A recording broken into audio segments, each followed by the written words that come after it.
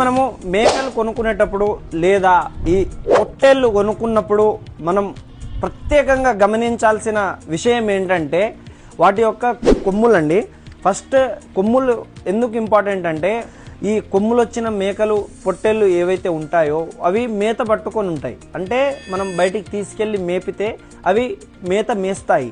అప్పుడు మెయిన్గా మనకు హెల్ప్ అయ్యేది ఏంటంటే వాటికి పాలు అవసరం ఉండదు, వాటి యొక్క తల్లి కేర్ అవసరం ఉండదు.